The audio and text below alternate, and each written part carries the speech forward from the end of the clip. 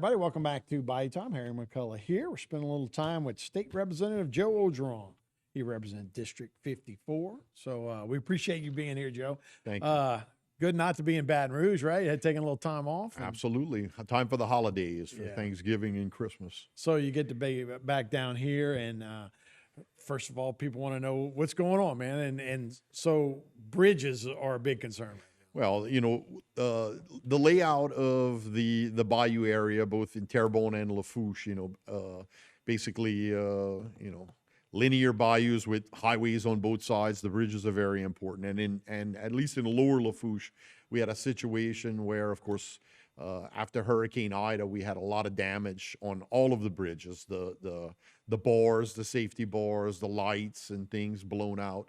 And the Department of Transportation was in the process of actually refurbing one of the bridges, the one closest to the South Lafourche High School. And during the refurb process, the motor originally installed, the equipment 1967, burned out. So it actually extended the length of time that the bridge was out, and people were concerned about it. You think about the inconvenience of having to go an extra length to travel around, but it's not until you start getting calls from the fire chief and the ambulance service that they're starting to talk about their response times and concerns.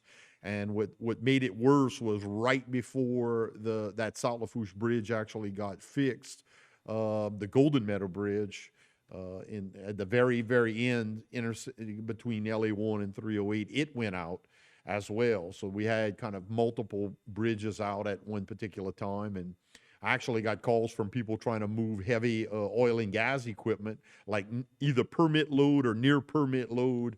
And with those bridges out, they were like, well, I might have to get a barge to go across the highway and put it on a barge to get it out. So anyway, the situation with the Golden Meadow Bridge is just basically long neglect. We know it's been needing to get painted and blasted. Years, yeah, it's getting there. And right now the problem with that one is that they found some beams that are rusted to the point that they basically stopped all traffic on it. They DOTD petitioned the engineers on, can we have limited loads, at least let the school buses and at least the postal trucks through, and the answer was no, that it needed to basically be taken completely out of service until it could be repaired appropriately. That's the Golden Meadow Bridge. The Golden Meadow Bridge, correct. And unfortunately, right now, the way it stands is that we're looking at timing for them to start looking at bids in order to do that work in April of 2023. And I'm gonna try to get a meeting with them to expedite that, because it's that affects a lot of people, right? It so then does. they'll have to come all the way to Galliano, correct. or even if that bridge keep going. That's right. That's what's bad whenever multiple bridges break, and it causes a lot of traffic to it at the intersections, especially the morning and the afternoon hours. So look, we live in a community like that. So do we have to start looking at all our bridges like that? Well, we need to look at, people are asking what could be done on maintenance. Maybe we don't want to look. Well, actually, it's funny you say that, because stepping into this role, I have the same legislative assistant as my predecessor. And she actually told me that in efforts to get the Golden Meadow Bridge looked at and remediated ahead of schedule, there was a running joke that you don't want us to be blasting and looking under the covers, because it'll be worse than what you expect. Right. And now it's gotten to the point that it's that bad. So people on Facebook and other places have asked, where our tax dollars are going. Why was the maintenance not done? And having been at a recent DOTD meeting, I came to the realization that DOTD actually keeps kind of like a wish list. Like if we had the unlimited funds and unlimited labor capabilities, what would our budget be like to take care of every problem that comes across the desk? And it's basically a 15-to-1 ratio. So they're working with a $1 billion budget on $15 billion of fix. Right. And it's prioritizing what gets done most appropriately. Yeah, and with inflation, trying to find employees. It's going to get worse.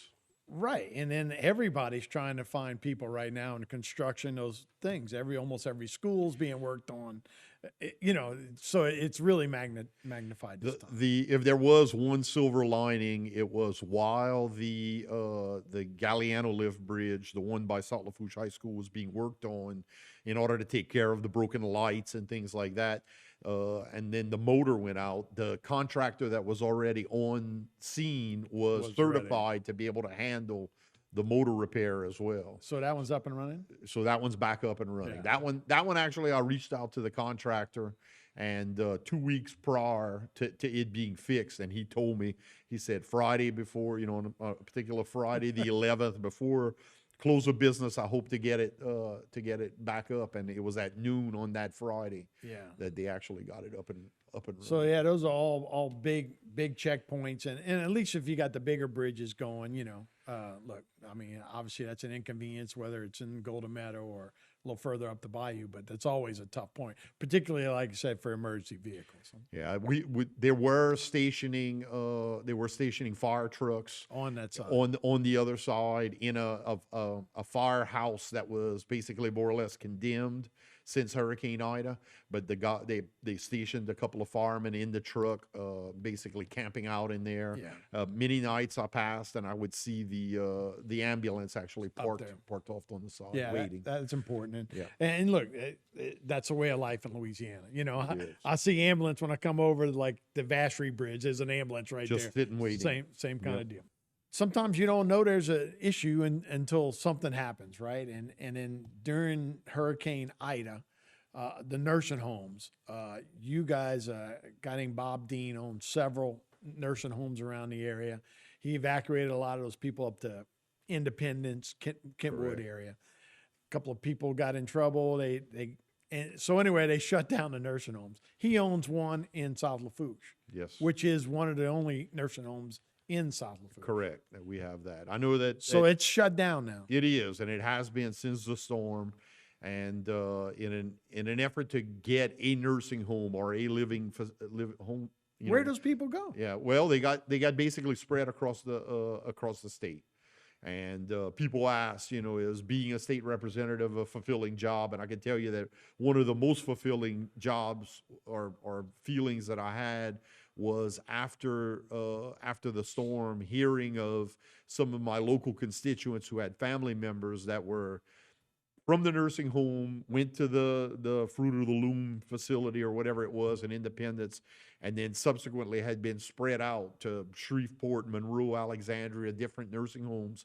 And basically the family weren't asking to, bring them immediately back to this nursing home. Right. Just a nursing home near another family member is all they were looking for. And at the time, the state and all the nursing homes in the state had absorbed all these people from these Bob Dean facilities that they were all kind of like on lockdown, like no trades, And basically one state rep calling another state rep to talk to the owners and doing it and being able to get some of the family members of some of the constituents to a place where, look, my sister lives in Metairie, there's a nursing home right down the street. That would be a lot better than in Shreveport. That was one of the most fulfilling things. So currently, we're in a situation where litigation is going on. And what I'm understanding from the state is it's likely that things are in a frozen stasis type of situation until the litigation is done, even though there are people that are trying to open up the facility again. But you need what's called a certificate of need from the state in order to open up a nursing home. And there's currently a moratorium. Like the state believes that there are enough nursing homes within the state that they don't need anymore, so they had put some legislation in to stop additional permitting. So that'll probably, because of the Bob Dean litigation process, that'll probably need to be lifted by a legislative act this coming session, and subsequently get some sort of override to allow them to do these. How many nursing homes are down? Is it down I believe LA1? we had two down in one in Lockport. That's not a Bob Dean one. That's Still, the, still but that's the functioning. furthest south. Correct, Lockport? right now. And then we had the one in LaRose Cutoff. That was a Bob Dean one that's currently closed. That was a Salafush. So right now there's one, and the closest one is in Lockport, Lockport, correct. and probably full. Yeah.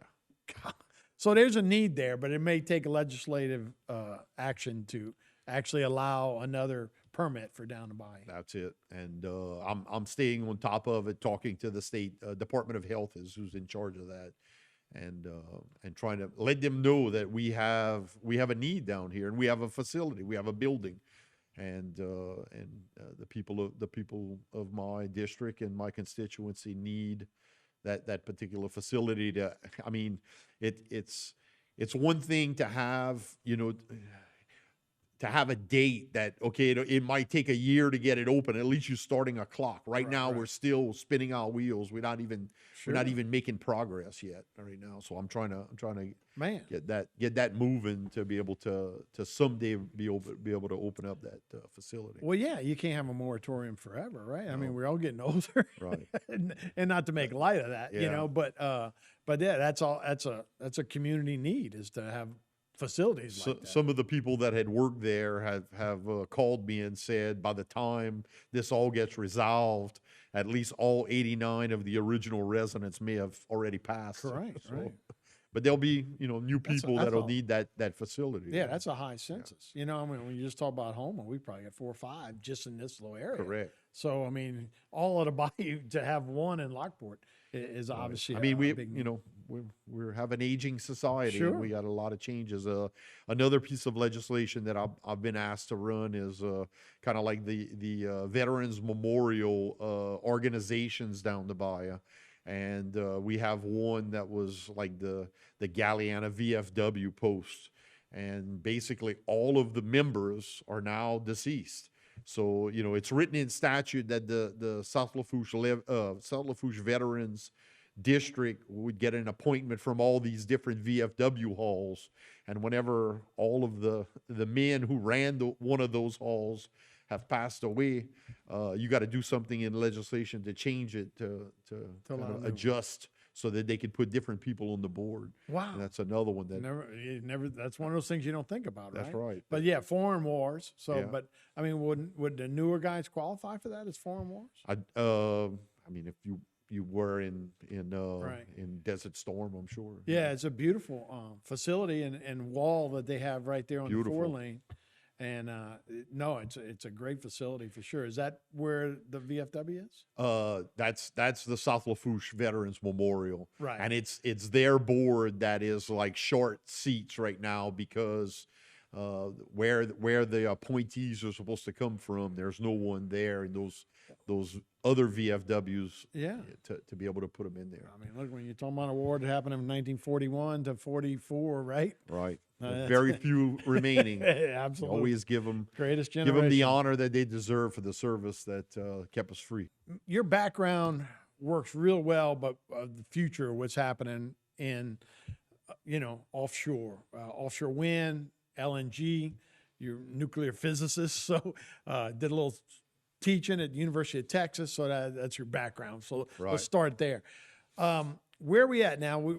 We just had some leases for like below Calcasieu Parish and one in Houston. Off of Galveston. For Galveston, so where the new leases for the new wind fields are gonna Correct.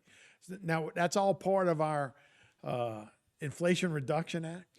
Well, it's part of the Biden administration, and it's been actually before that, basically trying to get offshore wind a place to supplement and add different energy sources to the nation. What the most recent news was the Inflation Reduction Act.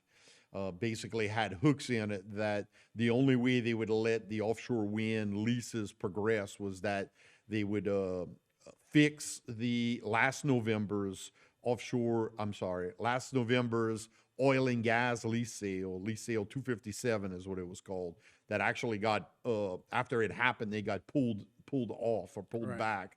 So they had to reinstate that, and they have to have at least one more oil and gas sale before they could do any more offshore wind. Will they change the permitting to that? Because I mean, you can have a lease sale, but if they mess with the permits where guys can't, Yeah, then he tries to blame the oil company that aren't producing. It was very concerning watching President Biden saying no more drilling, knowing that they're pushing for the offshore wind lease sale, and they have to have an oil and gas lease sale prior to the offshore wind lease sale, and him saying that there won't be any more drilling. So you're right; it almost made it sound like we'll have a sale, but we're not going to give out any permits, which would be terrible because our economy down in South Louisiana is so hinged to the price of oil and the effects, getting energy for the whole nation. So, saying we are doing it right, and I know they have to get financing, money, and all that's all part of it too, is before they can start those permits and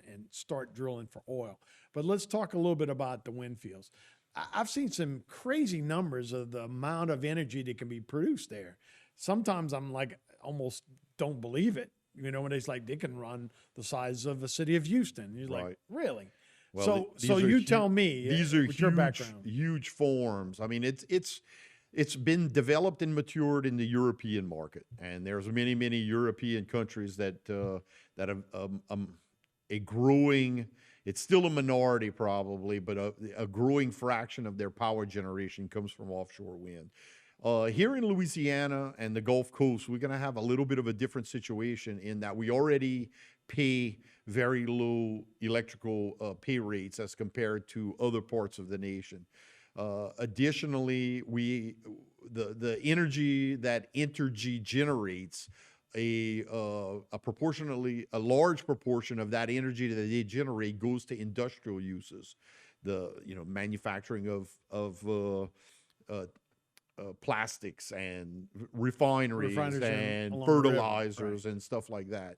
And so a lot of companies are looking to the Gulf of Mexico that doesn't have the population density right near the coast like the East Coast is. So on the East Coast, putting offshore wind turbines to generate power to basically backfeed right to the beach where all the people are makes sense for them because they have to count on more inland generation and sending all that power right to the end to the beach. So putting the turbines there helps them. Here in Louisiana, we don't have that population center, but we have the industrial makeup. So they're planning on using a lot of the electricity they generate from wind to generate hydrogen, which can be used as a high temperature fuel source and a feedstock to manufacture a lot of the materials, the plastics and the fertilizers and stuff like that. So I think it'll be more like an industrial play. Like we're gonna be supplementing all the hydrocarbons that we get, all the natural gas and oil for the refineries with additional power for that manufacturing So process. hydrogen is considered blue energy. So that's where they go green and blue energies. Green hydrogen basically means you've used electricity generated from a wind turbine to split a water molecule into hydrogen and oxygen through electrolysis. That's or solar panels to use electricity to do that. So that's what they call green hydrogen. Blue hydrogen is whenever you use something like natural gas and you basically, natural gas and water can be cooked to separate the hydrogen from carbon dioxide. And that's originally it's called gray hydrogen, or a little bit dirtier hydrogen. But then if you take the carbon dioxide and you sequester it, or you do something with it, like put it down in the ground where it can't come out, then you could call it blue hydrogen. So blue hydrogen mixed with green hydrogen. There's a term called turquoise hydrogen, which it doesn't matter. It's going to be a high energy dense fuel source for the future. All right, and so you can run it from offshore. So I only got 30 seconds, but I know every foot you go, you lose a little bit of energy. So if you got to go too far, then you lose. What's great about the Gulf of Mexico is rather than having to deal with all the power cables, getting the electricity back to the beach, if they produce that hydrogen offshore, they could commingle it with the natural gas and send it along with the natural gas in the same pipes. and then extract it on the other end. Interesting. I'd never heard that. And therefore, you got the pipes to get the molecular infrastructure's energy. there. You're making offshore molecular energy and sending it along with the rest of the natural gas. So, I appreciate it, man. Learn something new every time. yes, sir. Representative Joe Orgeron, appreciate your time. We'll be right back with more Bayou Time after this.